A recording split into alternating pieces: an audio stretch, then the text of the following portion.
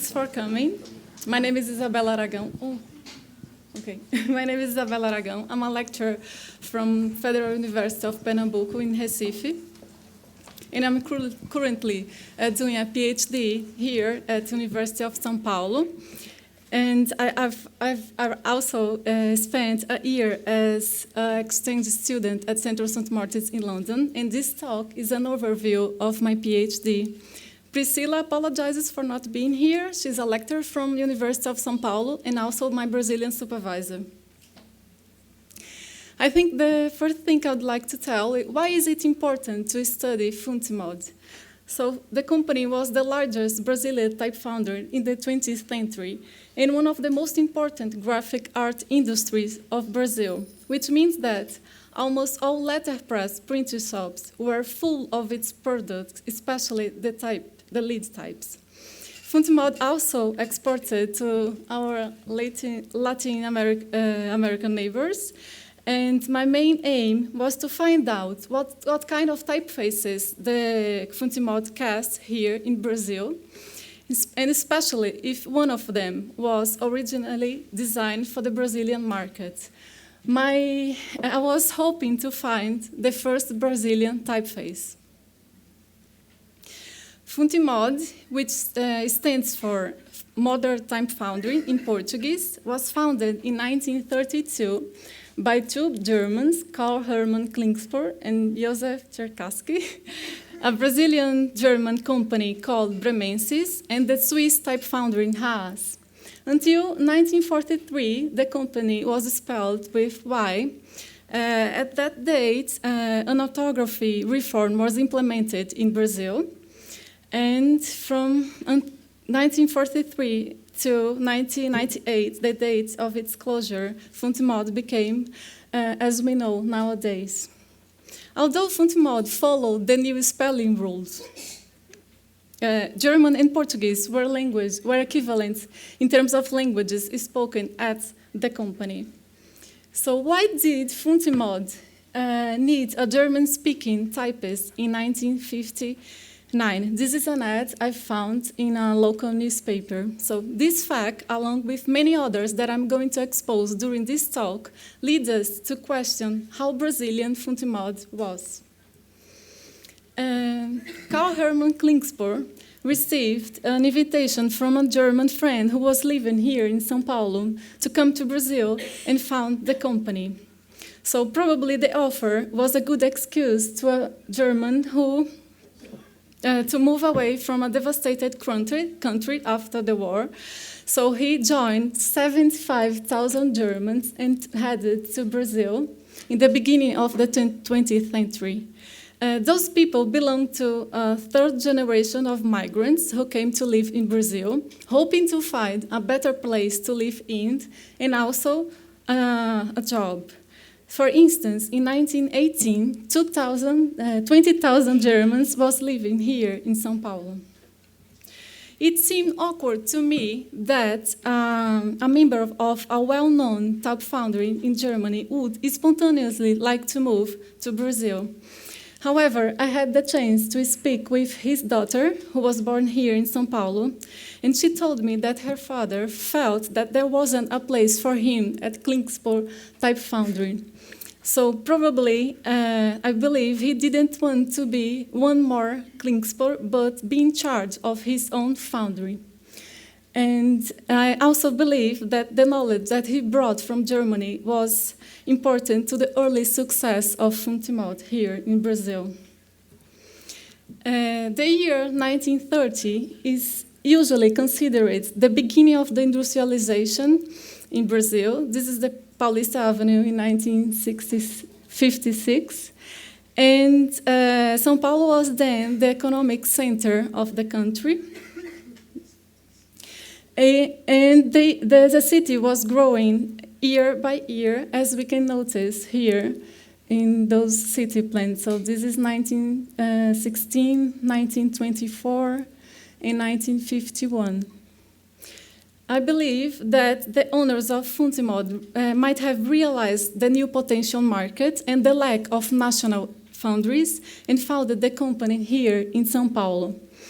Funtimod also opened other branches in other cities in Brazil in order to reach a huge country. So by late 60s, Rio de Janeiro, Belo Horizonte, Curitiba, and Recife, there were offices to sell the products of Funtimod to printing shops all over Brazil. The factory was built in an area measuring 2,000 square meters. This is the entrance of Funtimod. And in relation to the typecasting hall, the company had about 40 typecasting machines. This is a photo of Funtimod as well. And some of the machines were imported from a German company called Gerstenmann. This is a photo I took at Gerstenmann Foundry. I'm going to talk about this a bit later. And the main technique of producing the matrices was electrotyping. And electrotyping is a chemical method for forming metal parts that exactly reproduce a model. So here, the model is the type and the matrix, and the result of the electrotyping process is the matrix. However, Funtimod also had a pantograph to produce special matrices, such as logotypes for other companies. And there was also a brass wire section, as well as a wood workshop. In 1956, about 100 people were working at the company, and we can see in the photo there were a few women. And among the workers, there was also an engraver. So João Moss was born in Germany and moved to Brazil in the beginning of the century as well. He worked his entire life at Funtimod. He's still alive. And he told me that he has never produced an original matrix for Funtimod. But he wasn't the only one who worked as an engraver, so I still had hope to find an original typeface cast by Funtimod. In its 66 years of operation, Funtimod manufactured all kinds of letterpress materials, such as wood types, furniture, galleys, composing sticks, type cabinets, type cases, and of course, lead types. The company also was exclusive dealers of German brands such as Heidelberg. And in the beginning of the operation, the 30th decade, the types were described as Brazilian types or Funtimod national types. In my opinion, it was important to reinforce that the types were produced here in Brazil as opposed to the imported ones that other companies was trading in the country. But how Brazilian were those types? The company might have printed about 12 type specimens. I was able to find 9 of them. And one of the most important activities of my research is identifying the typefaces.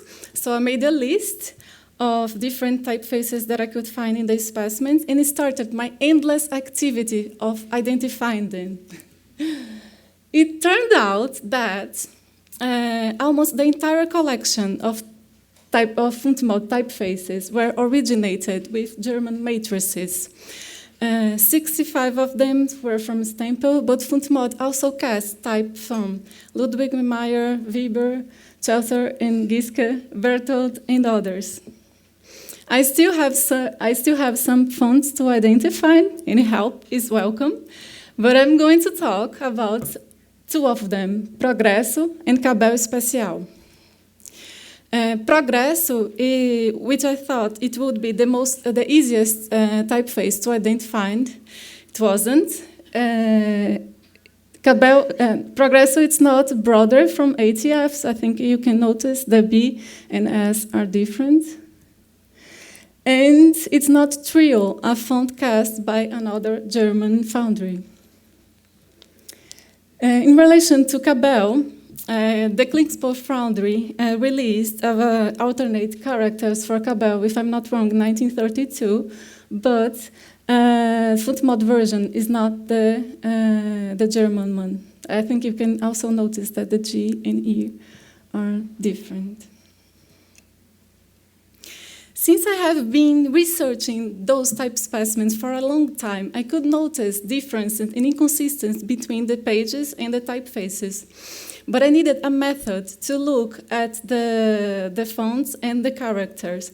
So I compared similar pages from the specimens and digitally in the Photoshop, and by doing this activity, I could find those changes from one specimen to another. So here, in Grotesca Normal Clara, the G changes from a two-story to a one-story.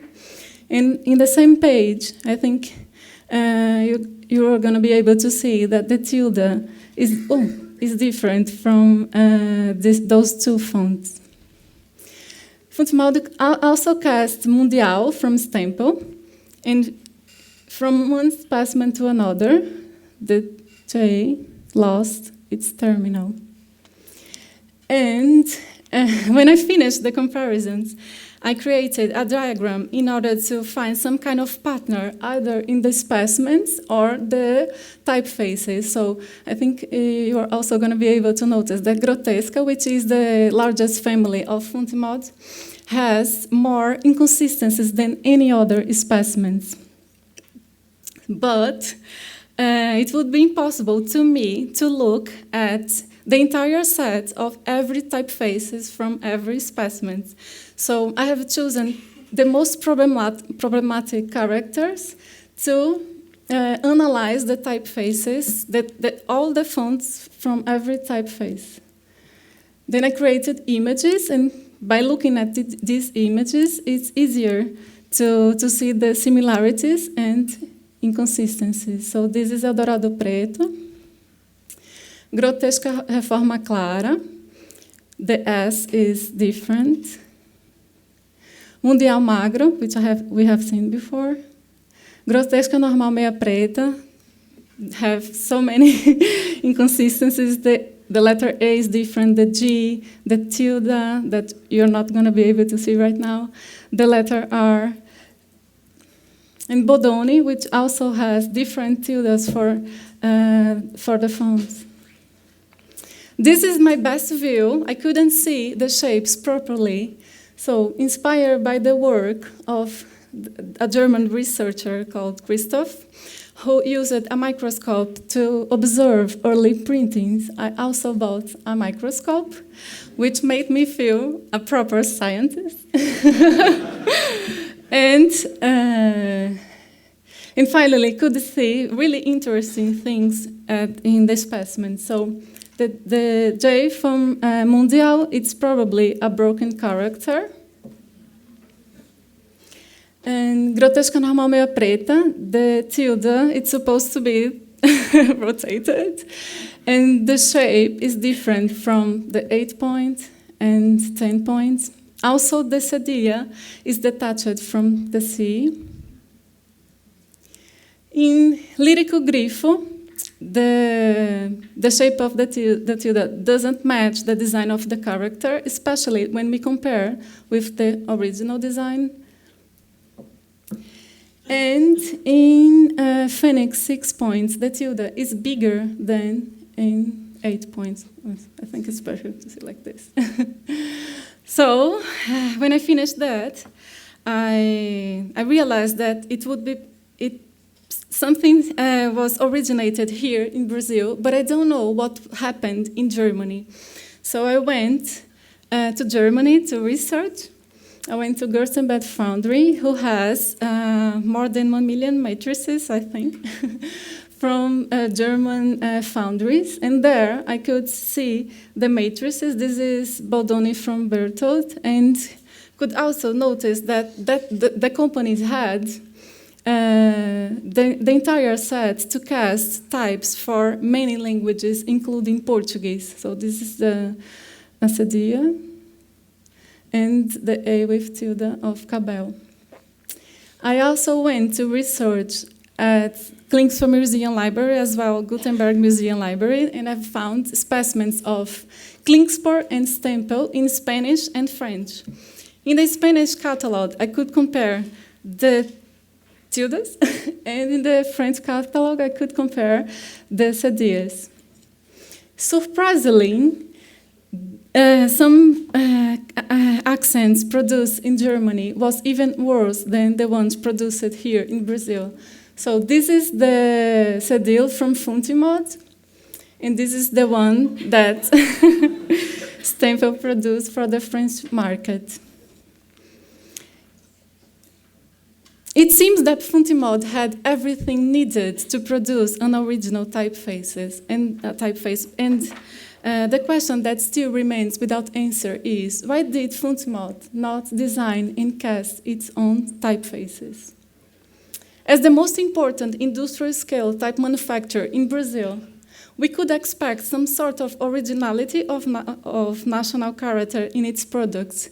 However, the fonts produced by Funtimod here in Brazil are not different from the ones sold in Germany, apart from the adaptations we have seen here. On the other hand, it's not possible to isolate Funtimod from other industry. Reproducing artifacts instead of creating new ones was done here and in many other places. Not to mention that trading matrices were common among type foundries all over the world. Although the owners were more interested in enhancing the relationship with the mother nation rather than turning Funtimod into an independent foundry, I believe that Funtimod was and possibly will still be considered the most important Brazilian type foundry in many extents. For us, Brazilians, having a large-scale type foundry producing types here was something to celebrate. Therefore, finding out that almost the entire collection of Funtimod was originated with German matrices is quite disappointing. The company had German partners and employees. They spoke German at the factory. They used German machines to produce typefaces with German machines with German matrices to produce Brazilian types. So I would like to finish my talk with a question. To what extent is it still right to consider Funtimod as a Brazilian type foundry? And I have so many people to thank.